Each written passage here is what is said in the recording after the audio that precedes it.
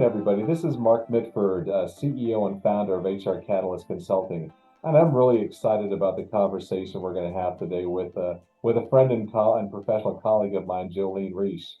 So, Jolene, thank you so much for joining us today. Thanks for having me, Mark. Yeah, so I'm really looking forward to this conversation. So, why don't you start out for our audience? Why don't you tell us a little bit about your business and how you got started?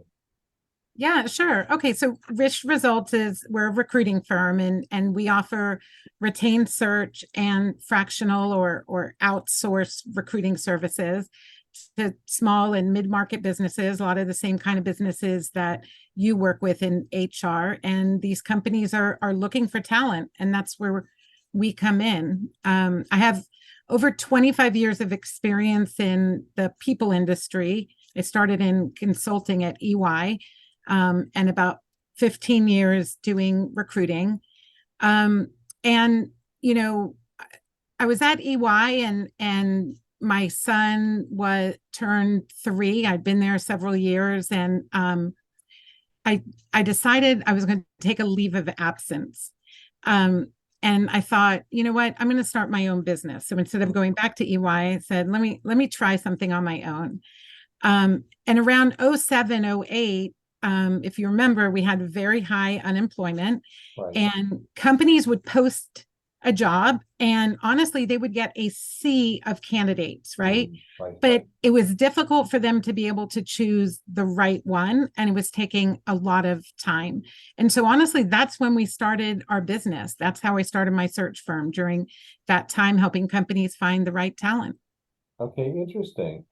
So was the driving force because you wanted to get away from the grind at a huge company like EY, or was it you just had a passion was it on your wish list to actually at some point start your own business?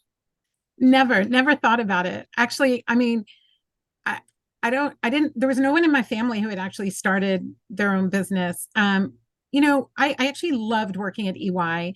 I had 2 of my 3 sons while I was working there. Hmm. They were wonderful with me. Um, well, at the time, I had 3 young kids, and I wanted some flexibility in my schedule. But I still wanted to continue working in the people industry. And this gave me an opportunity to work in the people industry, semi new area. I wasn't doing recruiting at EY. So I was just consistently refining the business and looking for ways to do it better. Okay, that's great. It's always fascinating when I have these conversations. I learned so much about people that I interview, and some of them I've known for 10, 15, 20 years. And it's just fascinating how everybody got to the point to where they're going Yeah. out on their own and they take that deep plunge into becoming an entrepreneur. So Yeah. That congratulations. crazy plunge. So can we, because we're here to talk today, you're an expert in recruiting. So can you just share like a baseline for the audience today, Jolene? Can you share a baseline definition of what a good recruiting process really looks like? Sure. Yeah. I'm glad you asked that question. The problem that many businesses probably don't know they have is that too often what happens in recruiting is they leave it for the last minute. Mhm. It becomes a reactive, not even process, right? It's just reactive, and it's not a process. It's just really what they have time for. And I get it. We're busy. Business owners and Right. business leaders are super busy, and it feels like the last thing that we can focus on. So that's why we help with that. So I would say a good definition of recruiting process is one that's strategic, repeatable, right? Organized, equitable, that's really important, and ultimately finds the best talent for the company, considering skills, experience, culture, and values. I would say it's really expensive to hire the wrong person, and also expensive not to hire someone. And so having a repeatable process is the best way to do recruiting, and you'll end up with the best talent. That's great. So if we take that to one more granular step from that, I love that definition, by the way. So if we take it one more granular step, and I'm sure there's so many components to recruiting. But what would you say are the key components for a good recruiting process that you'd like to share? Yeah, so one of the most challenging things about the employment market, at least right now, is that we have low unemployment. Candidates are a lot more discerning for the most part. And, previously, you remember when you could think about a candidate for a week or two, kind of him and haw a little bit. And obviously, that's not the case right now. And so the best way to start, and I think the most important thing, step one, facet number one, is really think about and consider what's most important to you from the start. Because I think the single hardest decision to make is pulling the trigger, extending an offer, right? And it's normal. I get it, because you're always thinking, oh, there must be more people out there, right? And it's an investment. It takes time, but we have to remember that, if we think about what's most important to us instead of looking for 100%, right? We're going to be able to key in on the best person for our firm. So I think that's important. Focus on what's most important. Of course, you need a job description. You need it documented, right? And then the way we used to fill positions, I think doesn't work anymore. Most people start by looking at people who are either actively looking and answering posts, right? Or people in our network. And that's a great start. But I think a facet of a good recruiting process is extending past that point to people who are not in your network and not necessarily looking. So that's another important step. I would say another important facet are the questions you're asking during the screening and interview process. I think that often hiring managers don't know what to ask, how to ask it, and how to get a little bit deeper into, do they really know how to do this job and will they really be a fit? We offer a hiring, really just an interview workshop for hiring managers. Okay. We've found it helpful. I think our clients have found it helpful. Yeah, and I would say the last part of a really good recruiting process is a clear and defined decision makers, right? Because we found that when a decision maker gets brought into the recruiting process too late, sometimes it'll derail the process. So I would say define your decision makers from the start. So those are, I know there are more, but I would say those are some really important parts of the recruiting process. Yeah, that sounds great. I was going to ask you one other question on that too, as we got into some of the components. And this one, of course, we could sit here and talk about this one for a couple of hours, but how, because so many companies are focused on there's a big push within a lot of companies, especially those that are innovative, cutting edge companies around really having a driving force behind culture. Mm. So how do you, from your perspective as a recruiting firm and an expert in recruiting, how do you balance between the technical competencies that you really need to be successful and the good cultural fit components? How do you balance that? And when you're actually trying to find the right candidate for an organization? Yeah, so a lot of it depends on the position. A lot of it depends on the level of the position. There definitely should be a balance, like you said. I would say, again, back to the kind of questions you're asking, interview not just for skills and experience, but also interview for culture. So one way to do that is the same kind of behavioral questions that you might ask about, some kind of skill they have and how they've used it in the past. You can do that with their values. So we always want to know, well, what are the values of the company that we're working with? So we can weave those in to our screening and interview process. That's great. That's great. So no, this is really an interesting conversation. I know we've got several other questions. But what we're going to do now is we're just going to take a short break. You want to grow your business, but people issues are getting in the way. Managing the people side of your business is complex and can feel overwhelming. Does this sound familiar? At HR Catalyst, people strategy is our business. We create and implement a people strategy with you so you can get back to growing your business. HR Catalyst was founded in 2013 with the goal of bringing the best-in-class HR practices to small and middle market companies. We are your outsourced strategic people experts. We help you solve the people issues in your business that are slowing you down. If you have HR concerns, you can schedule a complimentary call on our website at hrcatalystconsulting.com.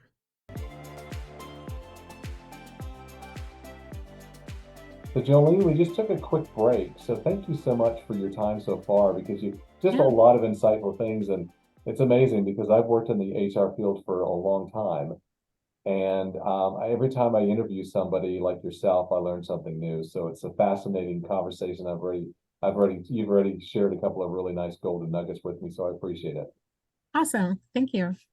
You're welcome. So next thing I wanted to ask you is about because the area that we at HR Catalyst focus on is we focus on middle market size companies. So Mhm. middle market size, maybe 500 employees and below, maybe a little bit bigger than that. But in your opinion, Yeah. how well do middle market size companies actually do the recruiting process? Yeah, that's a really good question. I mean, honestly, a lot of companies that we work with, also in middle market, I mean, they have a really good recruiting process. I would say that the biggest issue that I'm seeing is that companies aren't necessarily adapting to the changing market, and like I listened to you on a panel a few months ago, and we were talking about compensation. And you even said that as a leader, you really have to know what's going on in the market. Right. You have to know your industry, you have to know your geography, right?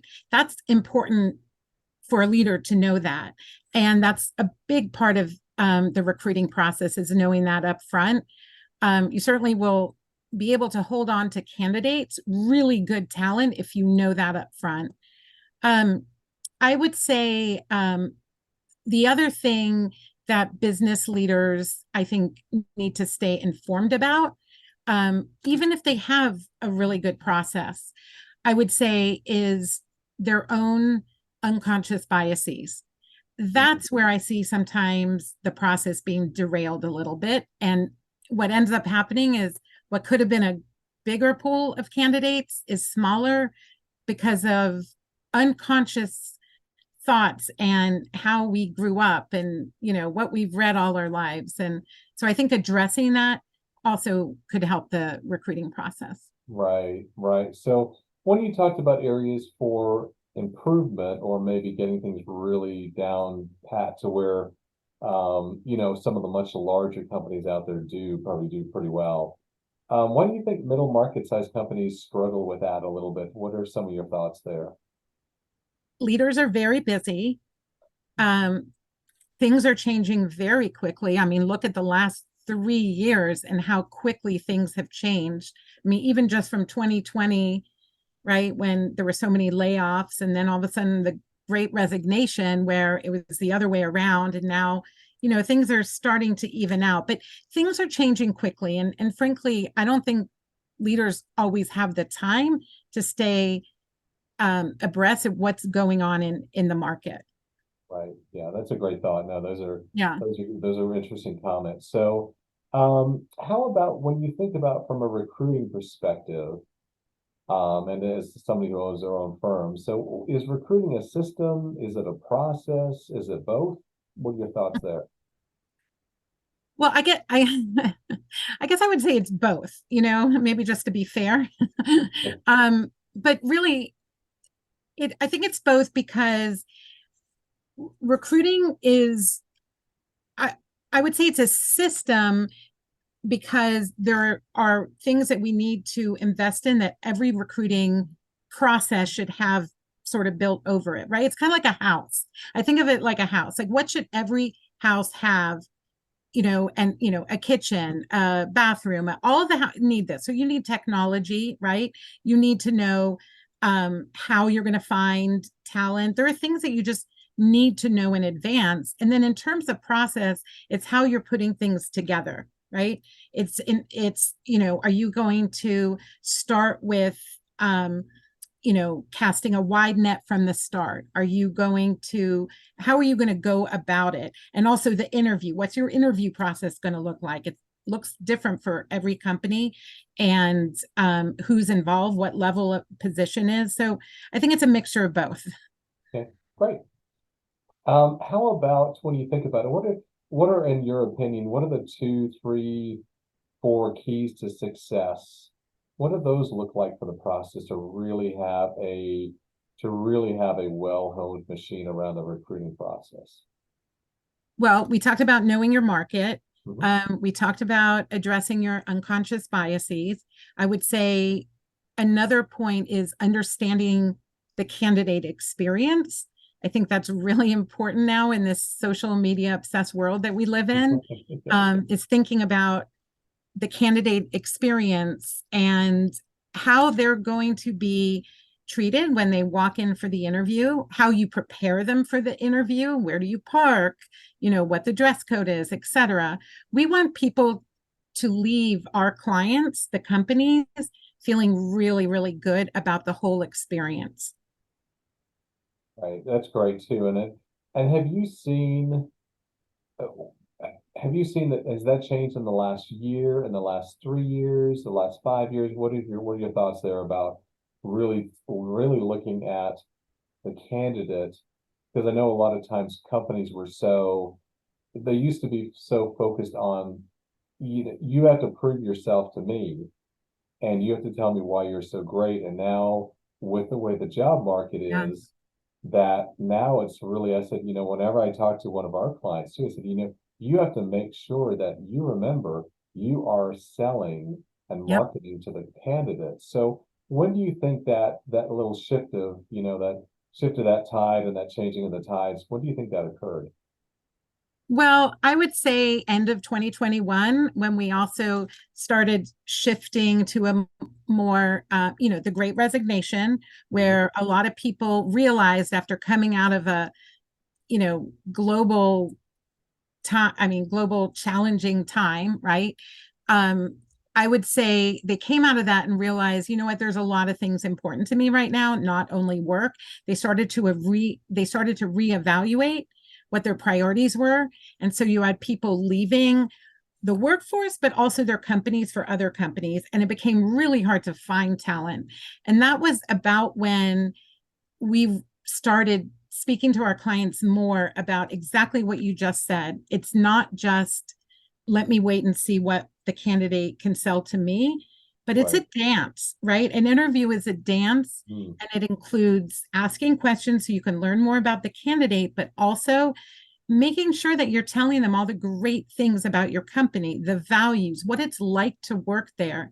Somebody who's been there for 5, 10, 15 years, what do they say about the company, right? So that needs to be a part of the interview process for sure.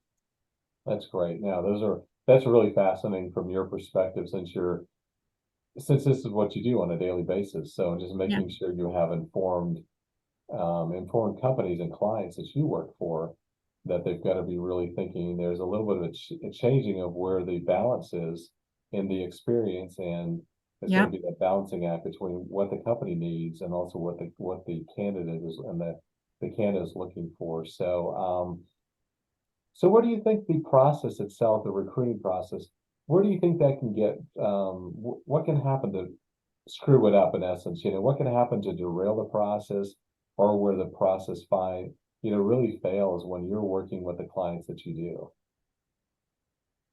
I would say back to what I was saying at the beginning is having perfection in mind Hmm. and not focusing enough on the behaviors that people bring to the table. So, yes, I'd love someone with 8 to 10 experiences in name wherever you're going to put them in the company. That's great.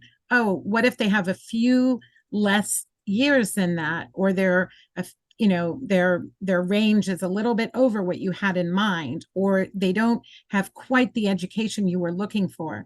Let's now look at the behaviors the person brings to the table, and let's look to see if they have the values, the same kind of values that we have at our company. I think that's a big place where companies, they just fixate on one type of person. Right. Okay. That's wonderful. That's wonderful. So I know you're a recruiting expert, and this is what your company does. What are some ideal, when you're looking at ideal clients for you? What does an ideal client look for your organization? Yeah, well, like you, I mean, we work with small and mid-market companies that are looking for the best talent. Often they've tried finding the best talent on their own, but they need to get outside of their network, right? And they need to be looking at passive candidates. So those clients who are ready to look at a wide pool of people and be considering passive candidates who aren't asking, or aren't answering their posts, those are clients that we'd like to work with, whether they have one or two positions, whether they have consistent positions over the year. Those are the clients we're looking for. Various industries. We do a lot of work in construction, manufacturing, a lot of professional service clients, as well as a nonprofit. Okay, that's great. That's great. So thanks. So anything, I know we're going to get ready to wrap up here in a couple of minutes, but thanks, first of all, thanks so much, Jolene. This has been Thanks really for good. having me. Yeah, you're welcome. You're welcome. So really insightful as always whenever I do this. This is kind of the fun part of one of the fun aspects of doing what we do too, is as actually having our own businesses. But Yeah. any final thoughts, any final golden nuggets you want to share with our audience today?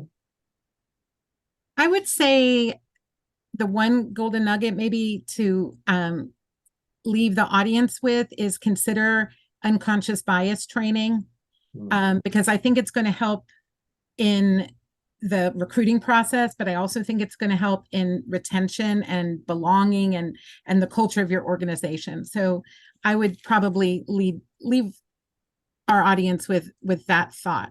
Okay. No, that's so smart. Like you said, everyone has a subconscious or Everyone. unconscious bias. So, we really need to be cognizant of that especially when companies are, when they're hiring for various positions, they need to make sure that they Yeah. do everything they can to give everybody, have a fair playing field for everybody that they're talking to. So. Yeah, So for sure. let's go ahead and wrap up. We always like to find out. It's fascinating. One of the ways we find out a little bit more about you as a person is we want to ask you some fun questions about. So the first one we're going to ask you, just kind of round robin, quick shot here, is what are three books that you would recommend for our audience and why?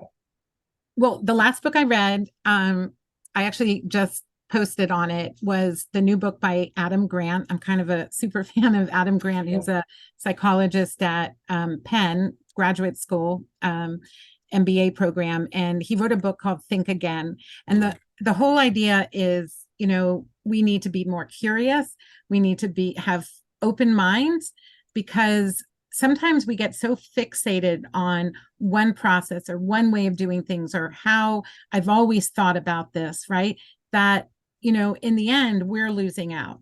It's a great book. The other book I read this summer, my son told me to read it, is Kitchen Confidential by Anthony Bourdain.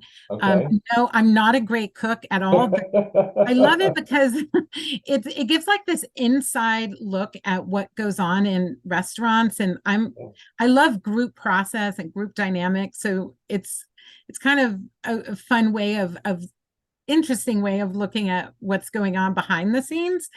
And then my favorite book of last year was You've Been Chosen by Cint Marshall. And Cint Marshall is the CEO of the Mavs. And this was just an amazing book. The Audible is actually her voice, and it's even better. Yeah. Interesting. That's great.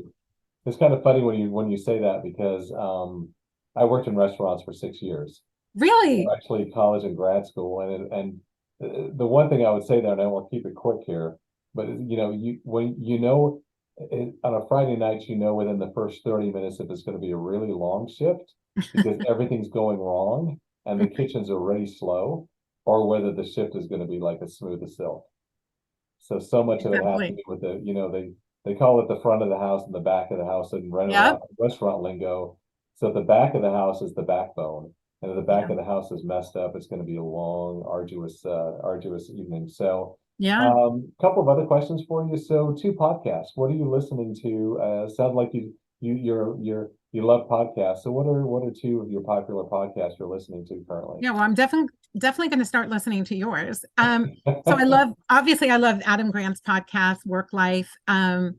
There's one called Hidden Brain. I also really like. He's Shankar Vedantam. And I just want to shout out to a really good friend who has a great podcast also, Chanel Davis. Do you know Chanel? She is with I've Davis heard the Davis. name. So, Yeah, Davis and Harmon. She has a podcast called Follow the Leader. And there are so many interesting interviews on her podcast. hmm. I've always enjoyed listening to them. It's really good. It's great. So last question for you. So given where you are today, what would you tell your 16-year-old self? If you could wind back the clock and be 16-year-old again, what would you tell yourself? To be 16. Well, um, probably stay curious and ask lots of questions and listen, right? Learn how to Sure. listen well. I think that's so important. Don't be afraid to fail, right? I mean, sometimes, especially when we're young, we think, oh gosh, life is over. Well, it's actually just a learning experience. And I just wish we could learn that earlier, at least me at 16. Um, Take a business class in college. I didn't start taking business classes until my master's.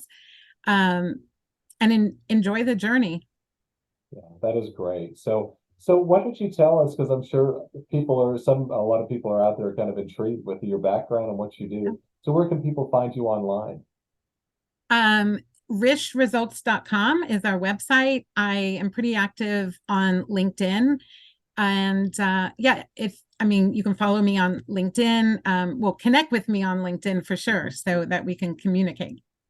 That sounds great. Well, thank you so much again for your time, Thank Jolene. you. This has been a very insightful for me, and I hope it's been insightful for our audience too. So with that, we'll let you go. We'll let you get back to your day. Thank you so much. Thanks, Mark.